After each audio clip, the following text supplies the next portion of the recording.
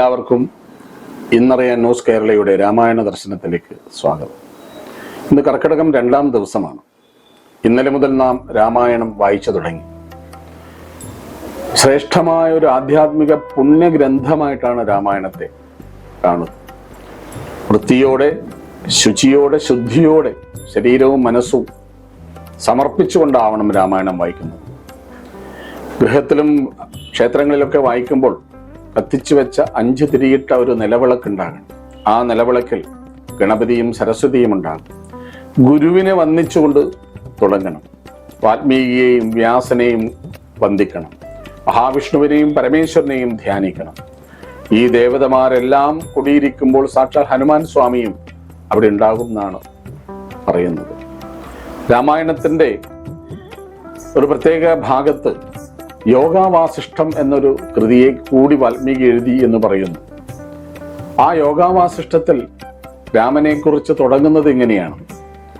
ഒരിക്കൽ 16 വയസ്സുള്ള ശ്രീരാമൻ അച്ഛന്റെ അനുവാദത്തോടു കൂടി രാജ്യം കാണാൻ ഇറങ്ങി. 7 ദിവസത്തെ യാത്ര കഴിഞ്ഞ് രാമൻ തിരിച്ച് കൊട്ടാരത്തിലേക്ക് മടങ്ങി വന്നു. കൊട്ടാരത്തിലേക്ക് മടങ്ങി വന്ന രാമൻ മ്ലാനവദനായിരുന്നു. ആഹാരത്തിൽ താല്പര്യമില്ല. അനുജന്മാരോടൊപ്പം ക്രീഡകളിൽ, വിനോദങ്ങളിൽ ഏർപ്പെടുന്നില്ല. സദാസമയവും തൻ്റെ മുറിയിൽ അടച്ചിട്ട് ഏകാഗിയായി ദുഃഖഭരിതനായി കാണപ്പെട്ടു. ആരും എന്തും പറഞ്ഞും ഉപദേശിച്ചും രാമന്റെ മനസ്സ് ഇളകിയില്ല. മാത്രമല്ല, എന്തുകൊണ്ടാണ് രാമൻ ദുഃഖിതനായി കാണപ്പെടുന്നത് എന്നും അറിഞ്ഞില്ല. ആ സമയത്താണ് വിശ്വാമിത്രൻ അവിടെ കൊട്ടാരത്തിലേക്ക് വരുന്നത്, രാമനെ കാണാനും രാമനെ കൊണ്ടുപോകാനും.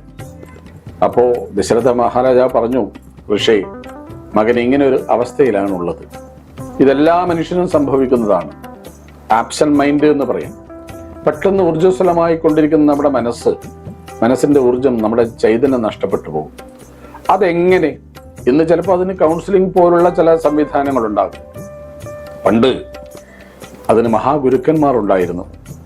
നാട്ടിലായാലും വീട്ടിലായാലും കൊട്ടാരത്തിലായാലും. അങ്ങനെ വിശ്വാമിത്രന്റെ നിർദ്ദേശമുണ്ടായി. വസിഷ്ഠ മഹാഗുരുവിനെ വിളിച്ച് രാമനെ കൊണ്ടുവരും.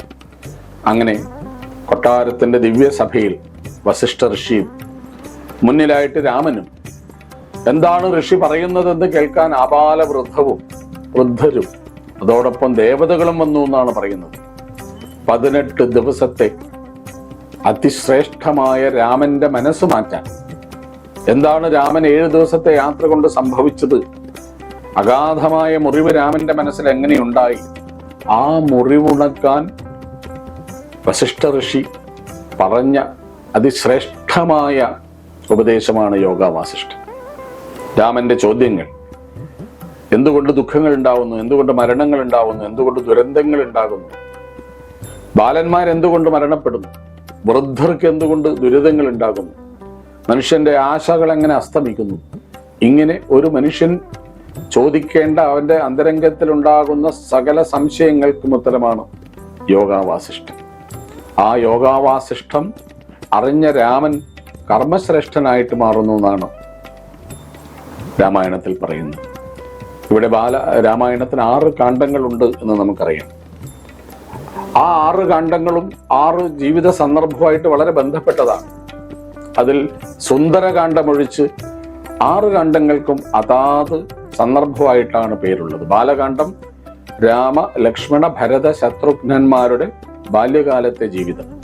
പക്ഷേ ഋഷി വാൽമീകിയും എഴുത്തച്ഛനും ബാല്യകാലത്തെ കുറിച്ചൊന്നും അധികം പറഞ്ഞിട്ടില്ല. ഭാഗവതത്തിൽ ശ്രീകൃഷ്ണ ഭഗവാന്റെ ബാല്യകാലത്തെ കുറിച്ച് പറയുന്ന പോലെ ബാലലീലകൾ ഇവിടെ ഇല്ല. അതിന് കാരണം ഒരുപക്ഷെ രാമൻ ജനിച്ചത് ബാലലീലകൾ ആടാനല്ല, ലോകത്തിന് വേണ്ട മഹാകർമ്മങ്ങൾ ചെയ്യാനാണ് എന്നുള്ള അവതാര ദൗത്യത്തിന്റെ സന്ദർഭം പറയാൻ മാത്രം രാമായണം ഉപയോഗിച്ചു എന്ന് പറയാം. എങ്കിലും അവരുടെ കൗമാരം എത്തുന്നത് വരെയുള്ള ജനനം, കൊട്ടാരത്തിലെ വളർച്ച, വിശ്വാമിത്രനോടൊപ്പമുള്ള യാത്ര, അതോടൊപ്പം ആ 10 ദിവസം നീണ്ടു നിൽക്കുന്ന യാത്രയിലുള്ള സംഭവങ്ങൾ, ഇതൊക്കെ ബാലകാലം, ഒരു 15 വയസ്സിൽ താഴെയുള്ളതാണ്. എന്നിട്ട് മടങ്ങി അയോധ്യയിലെത്തിയപ്പോഴേക്കും അയോധ്യാകാന്ഡം തുടങ്ങുകയും അയോധ്യാകാന്ഡം 12 കൊല്ലവും 40 ദിവസത്തെയും സംഭവങ്ങളാണ്. ആ 12 വർഷത്തെ രാമന്റെ ഗൃഹസ്ഥാശ്രമത്തിലേക്ക് പ്രവേശിക്കുന്നു. വിവാഹം കഴിഞ്ഞ് കുടുംബജീവിതമായിട്ട് അതിനിടയിൽ അഭിഷേകം തീരുമാനിക്കുന്നു. അഭിഷേകം ഒരു ദിവസത്തെ ആയുസ്സേ ഉണ്ടായുള്ളൂ. അഭിഷേകം മുടങ്ങുന്നു. പിന്നീട് രാമന്റെ വനയാത്ര. ഈ കാലങ്ങളാണ് രണ്ടാമത്തെ കാണ്ഡമായ ആരണ്യകാണ്ഡത്തിലുള്ളത്. മൂന്നാമത്തെ കാണ്ഡമാണ് അയോധ്യാകാണ്ഡത്തിലുള്ളത്. മൂന്നാമത്തെ കാണ്ഡം ആരണ്യകാണ്ഡമാണ്. ആരണ്യകാണ്ഡം 13 കൊല്ലമാണ്. 10 വർഷം ചിത്രകൂടത്തിലും 2 കൊല്ലം അത്രി മഹർഷിയുടെ ആശ്രമത്തിലും ഒടുവിലത്തെ 13ാമത്തെ വർഷം സീതയെ അപഹരിക്കുന്നു. അപ്പോൾ കിഷ്കിന്ധയിലും മറ്റുമായിട്ടുള്ള ലങ്കയിലും മറ്റുമായിട്ടുള്ള കാലമാണ് മൂന്നാമത്തെ കാണ്ഡമായ ആരണ്യകാണ്ഡം. 4ാമത്തെ കാണ്ഡം കിഷ്കിന്ധാകാണ്ഡം തുടങ്ങുന്നതോടെയാണ് നമ്മൾ ഹനുമാൻ സ്വാമിയെ കാണുന്നതും ബാലി സുഗ്രീവന്മാരെ കാണുന്നതും ബാലി സുഗ്രീവ യുദ്ധവും ബാലിവധവും സീതാന്വേഷണത്തിനുള്ള പുറപ്പാടൊക്കെ 4ാമത്തെ കാണ്ഡമായ കിഷ്കിന്ധ എന്ന രാജ്യവുമായിട്ട് വാനര രാജ്യമായിട്ട് ബന്ധപ്പെട്ടതാണ്. 5ാമത്തെ കാണ്ഡം സുന്ദരകാണ്ഡം. ഈ സുന്ദരകാണ്ഡത്തിൽ മാത്രം സ്ഥലവും സന്ദർഭവും ഒന്നുമായിട്ട് ബന്ധമില്ല. സുന്ദരകാണ്ഡത്തിന് സൗന്ദര്യത്തിന്റെ അധ്യായം എന്ന് പറയാം. നിഷ്കാമ കർമ്മം, ഹനുമാന്റെ നിഷ്കാമ കർമ്മത്തെ പ്രതിപാദിക്കുന്ന ആ 1.5 ദിവസത്തെ ദൈർഘ്യമുള്ള കാണ്ഡമാണ് സുന്ദരകാണ്ഡം. ഏറ്റവും ഒടുവിലായിട്ട് യുദ്ധകാണ്ഡം, രാമ-രാവണ യുദ്ധം. ഇങ്ങനെ 6 കാണ്ഡങ്ങളുള്ള രാമായണത്തിൽ പിന്നീട് ഉത്തരകാണ്ഡം എന്ന അഭിഷേകത്തിന് ശേഷമുള്ള രാമാദികളുടെ സ്വർഗയാത്ര വരെയുള്ള 7ാമത്തെ കാണ്ഡം കൂടി ആയാൽ മാത്രമേ രാമായണം പൂർത്തിയാവുകയുള്ളൂ. ആ രാമായണം ഈ 1 മാസം നമ്മൾ പഠിക്കുക എന്നുള്ളത് നമ്മുടെ സമ്പൂർണ്ണ മനുഷ്യന്റെ ജീവിതത്തിന്റെ തത്വചിന്തയെ, ജീവിതത്തിന്റെ സമഗ്രമായ ഒരു പഠനമാണ് എന്ന് നമുക്ക് കാണാൻ കഴിയും. ഇന്നത്തെ ഭാഗം ഇവിടെ അവസാനിക്കുകയാണ്.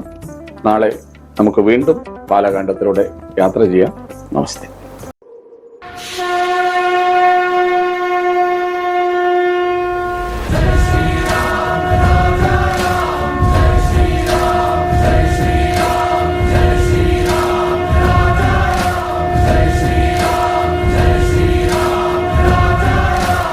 വിവാഹ പർച്ചേസുകൾക്ക് കുറഞ്ഞ പണിക്കൂലിയിൽ സ്വർണം മുൻകൂട്ടി ബുക്ക് ചെയ്യാൻ അഡ്വാൻസ് ബുക്കിംഗ് സ്കീം. പണിക്കൂലിയിൽ 50% വരെ ഡിസ്കൗണ്ട് നേടാൻ മൈ ഗോൾഡ് സേവിംഗ് സ്കീം. പണിക്കൂലി ഒന്നുമില്ലാതെ സ്വർണ്ണാഭരണം സ്വന്തമാക്കാൻ ഗോൾഡൻ ബഡ് സ്കീം. എന്നും വിശ്വസ്തയോടെ സ്വർണം സ്വന്തമാക്കാൻ ആരാധന jewellery, Bangalore and city centre, Kannur, ഫാഹേൽ and Maliya, Kuwait.